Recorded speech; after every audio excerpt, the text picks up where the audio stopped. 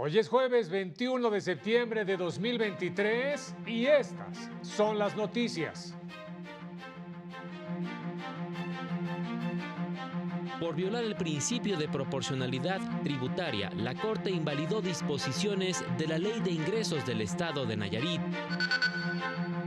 El Poder Judicial Federal emitirá protocolo para evitar las detenciones arbitrarias, aseguró la ministra presidenta Norma Lucía Piña Hernández. El reconocimiento a 2 sentencias de la Corte es un llamado a continuar protegiendo los derechos de las mujeres, aseguró el ministro Luis María Aguilar. Hola, ¿qué tal? ¿Cómo le va? Muy buenas tardes, bienvenido, bienvenida a la información jurídica más importante, pero también y sin duda a la más relevante de México y de todo el mundo. Soy Oscar González y en nombre de todo este equipo de trabajo le damos la más cordial bienvenida y saludamos a mi compañera Nidia Díaz en la interpretación de lengua de señas mexicana. Hola, Nidia. Vámonos con todas las noticias. Iniciamos precisamente con mi compañero Juan Carlos González, quien se encuentra ya en la Suprema Corte de Justicia de la Nación y tiene listo el reporte de lo que se resolvió esta tarde en el Pleno del Tribunal Constitucional. Juan Carlos, muy buenas tardes, adelante con tu información.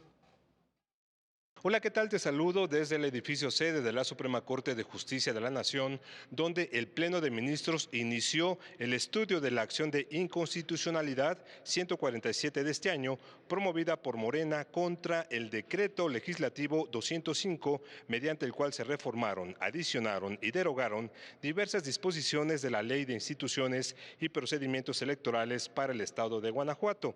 El ministro ponente Jorge Mario Pardo Rebolledo propuso declarar la invalidez de todo el decreto, que implicó por lo menos 80 modificaciones a los artículos por violaciones al procedimiento, específicamente porque no se justificó el hecho de que no se circuló el proyecto a los diputados locales 48 horas antes del inicio de la sesión, como establece la ley orgánica del Congreso local. Escuchemos.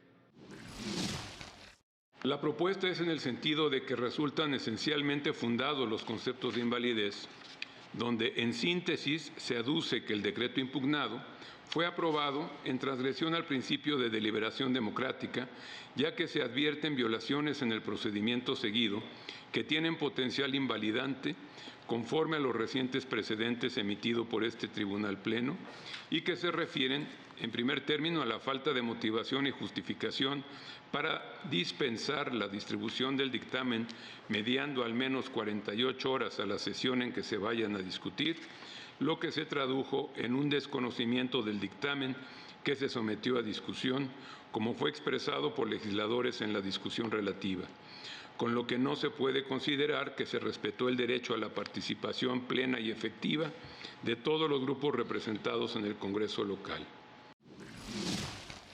5 de los ministros votaron a favor del proyecto y 3 en contra, al considerar que no hay elementos para declarar la invalidez de todo el decreto.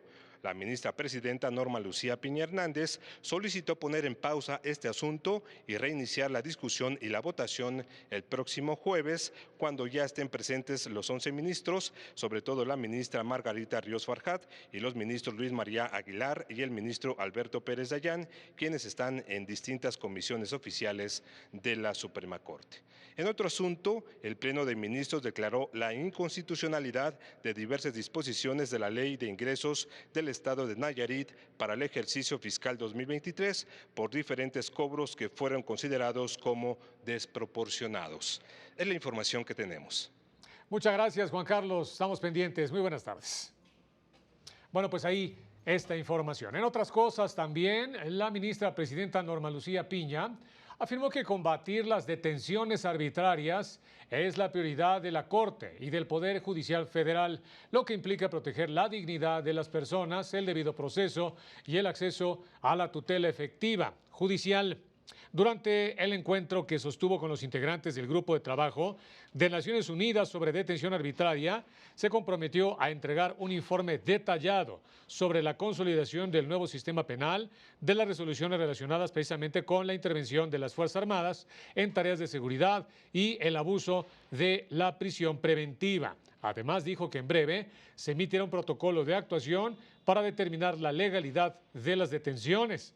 Reiteró que la independencia judicial es indispensable para atender las demandas de justicia y para ello es necesario contar con recursos suficientes. De lo contrario, se va a obstaculizar la consolidación del nuevo sistema penal y ya no se podrá brindar asesoría legal y gratuita a personas pobres en conflicto con la ley.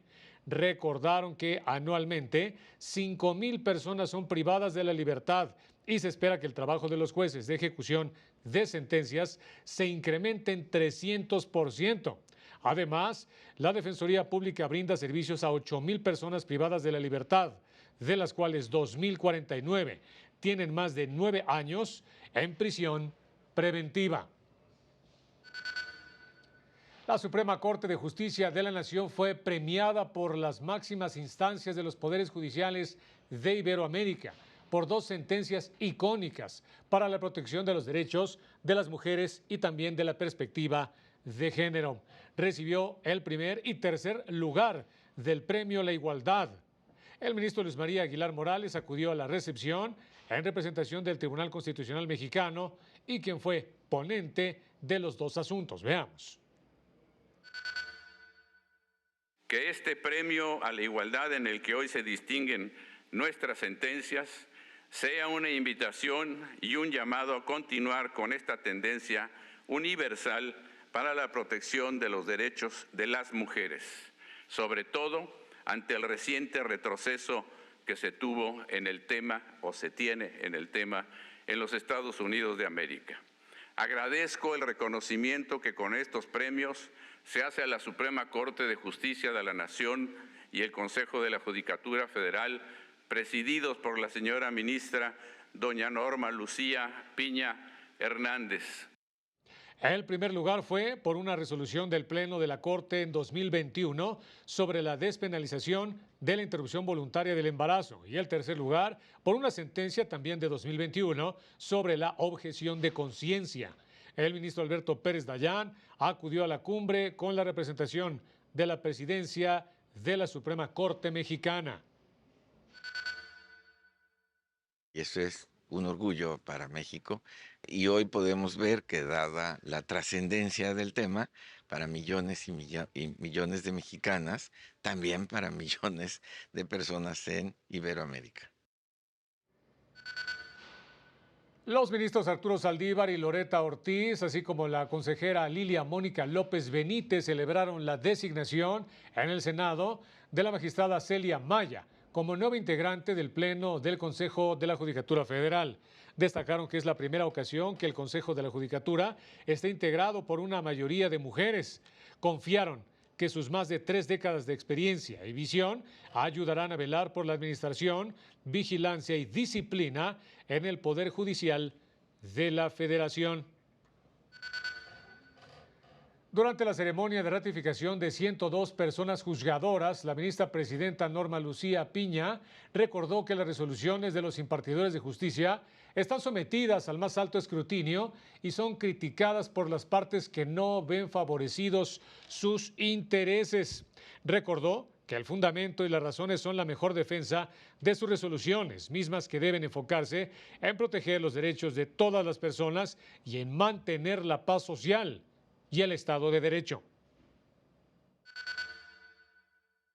Estamos reunidos para conmemorar orgullosamente nuestra función jurisdiccional, reconociendo la convicción y entrega con pasión y honestidad de mujeres y varones que han dedicado su vida a la impartición de justicia, promoviendo la paz y la estabilidad social.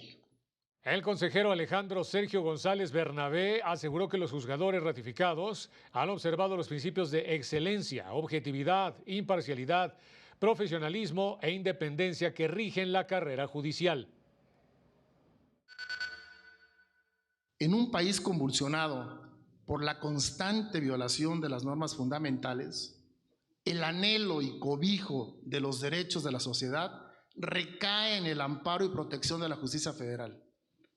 Así de complejo es la labor que desempeñan a diario, labor que seguro estoy seguirá siendo de excelencia. En sus redes sociales, el Consejo de la Judicatura Federal explicó en qué consiste el Convenio 190 de la Conferencia Internacional de Trabajo sobre la eliminación de la violencia y el acoso laboral. Indica que este instrumento tiene como finalidad prevenir y enfrentar la violencia y el acoso en las relaciones de trabajo, con un enfoque incluyente, integral y con perspectiva de género. Establece también la obligación de respetar y promover los principios y derechos fundamentales del trabajo, como la libertad de asociación, el derecho de negociación colectiva y la eliminación del trabajo forzoso e infantil y también de la discriminación. La Unidad General de Conocimiento Científico y Derechos Humanos de la Suprema Corte invita a participar en el conversatorio sobre avances y retos en el acceso a un aborto legal, seguro y gratuito el próximo 29 de septiembre a través de sus redes sociales. Especialistas y académicos analizarán la situación del reconocimiento de este derecho para mujeres y personas gestantes en nuestro país. Además, se indica, van a profundizar en el entendimiento de los alcances y límites de las sentencias emitidas por la Corte en esta materia. 10 minutos después de las 2 de la tarde, vámonos rápidamente a unos mensajes y volvemos con más.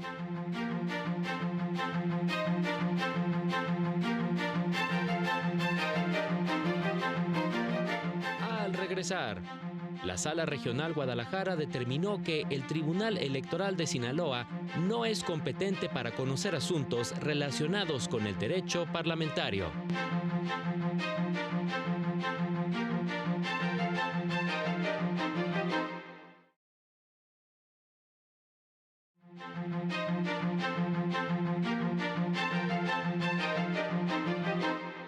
Ya volvimos, vámonos con más noticias. El primer tribunal colegiado en materia penal del 16º Circuito estableció que el plazo de un año para que prescriba la acción penal previsto en la parte final del artículo 109 de la Ley Nacional del Sistema Integral de Justicia Penal para Adolescentes solo aplica en los delitos que se persiguen por denuncia. Si bien la norma no permite definir cuáles son los delitos que prescriben, no por ello debe asumirse que esta norma remite al catálogo de ilícitos que se sancionan con internamiento, porque de haber sido esa la intención del legislador, así lo hubiera precisado. Es por ello que el plazo de un año para la prescripción solo aplica en los delitos que se persiguen por denuncia, ya que delitos mayores que se sancionan con una pena más severa deben contar con su plazo o con un plazo mayor para su investigación. La Sala Regional Guadalajara del Tribunal Electoral modificó una resolución del Tribunal Electoral de Sinaloa, en que se había declarado incompetente para conocer y resolver de un asunto relacionado con la tramitación de iniciativas ciudadanas en el Congreso local. Si bien los magistrados estuvieron de acuerdo en que el tribunal local no tiene competencia para resolver este tipo de asuntos del derecho parlamentario, le ordenó revisar si se respetó el proceso legislativo. Lo cierto es que no se advierten vulneraciones al procedimiento de participación ciudadana tutelable en la vía electoral y la decisión que tomó la legislatura de desechar la iniciativa escapa de la materia electoral al ser un acto formal y materialmente parlamentario. El blog Justicia Electoral en Movimiento del Instituto de Investigaciones Jurídicas de la UNAM destacó una resolución de la Sala Superior del Tribunal Electoral. Está relacionada con la presunta intervención del presidente y funcionarios públicos en el proceso de revocación de mandato del año pasado. Los magistrados confirmaron la sentencia de la Sala Regional Especializada que acreditó la existencia de propaganda gubernamental y ordenó una nueva investigación al titular del Ejecutivo. La Sala consideró que el presidente sí incurrió en este delito electoral, aunque de manera indirecta, por lo que decidió no imponerle una sanción.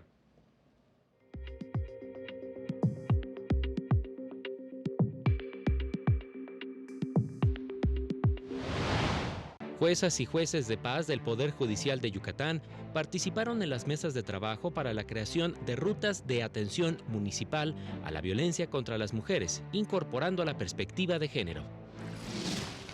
En Guerrero se realizó un curso sobre los retos para la consolidación del sistema de justicia procesal penal acusatorio, dirigido a la comunidad jurídica de Zihuatanejo, con el objetivo de mejorar los procedimientos. El Poder Judicial de Tlaxcala capacitó a juezas y jueces sobre las técnicas de entrevista con herramientas conceptuales y metodológicas para una eficaz recolección de información que les ayude a tener un mejor panorama de los sucesos que analizan. Rumbo a la creación de la Central de Actuarios de Baja California, el Poder Judicial Estatal capacitó a actuarios sobre la nueva forma de notificar, la cual será de oficio y sin la necesidad de que los abogados participen en el proceso. Para el canal del Poder Judicial de la Federación, Jesús Daza. Un activismo judicial saludable debe estar fuera de ideologías personales, pero inmerso en la sensibilidad, el entendimiento de lo ajeno y con un profundo pensamiento crítico, aseguró la magistrada en funciones de la Sala Regional Especializada, Mónica Lozano Ayala, en el blog Axis del Tribunal Electoral.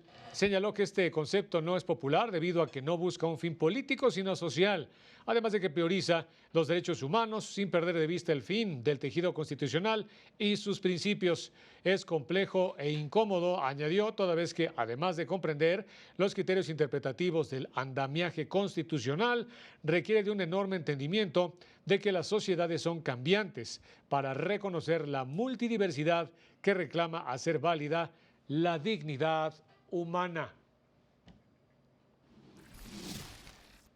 Y ya nos vamos, como siempre, muchas gracias por haber estado con nosotros. Manténgase pendiente de esta señal. Soy Oscar González. Muy buenas tardes.